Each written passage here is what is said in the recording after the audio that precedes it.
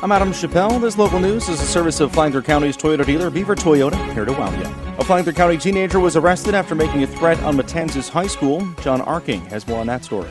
Taking a zero-tolerance approach, school officials at Matanzas High School called police after a student made a threat as part of a joke, resulting in his arrest on a felony charge. At about 10 a.m. Tuesday, Matanzas High School Dean of Students, Thomas Willihan, contacted Deputy John Landy, the school's resource officer, about an email he'd received concerning a student claiming he was going to shoot up the school. The 14-year-old was then questioned and admitted he made the threat after becoming frustrated on his poor performance on a math assignment, but insisted it was only a joke. Despite that, the deputy placed him under arrest. 4 fellow students made statements that they heard the threat, but also said they knew it was not made seriously. But in the aftermath of last month's shooting in Parkland that left 17 dead, Flagler County Sheriff Rick Staley said they have zero tolerance for this type of behavior and that they have a commitment to keeping students and schools safe and will continue to investigate all threats and file criminal charges when appropriate. From the WNZF Newsroom, I'm John Arking.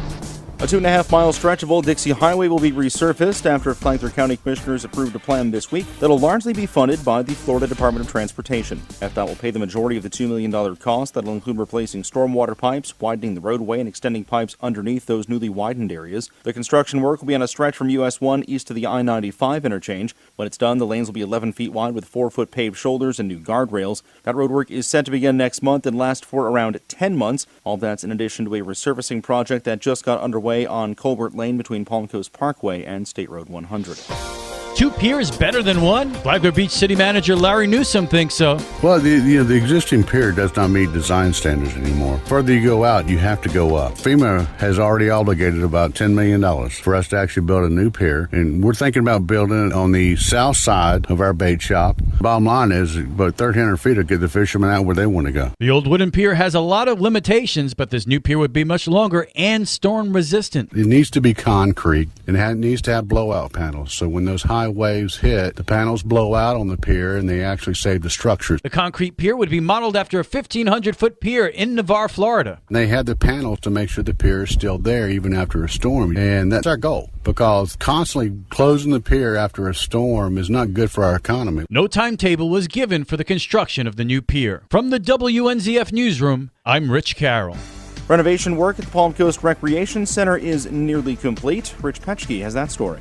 Officials announced that the center's grand reopening is Friday, March 23rd, beginning at 5 p.m. Festivities at the center on Palm Coast Parkway Northeast will begin with a ribbon-cutting ceremony followed by tours and refreshments. The renovation and expansion project tripled the size of the facility to 21,000 square feet and added a grand entrance and lobby area featuring a contemporary coastal design. Other improvements include increased parking with a portion shaded with a solar canopy and a new trailhead with restrooms that connects to the Linear Park Trail. Tours will also be available Saturday, March 24th from 9 a.m. until 1 p.m. From the WNZF Newsroom, I'm Rich Petchke. And now you're up to date. I'm Adam Chappelle.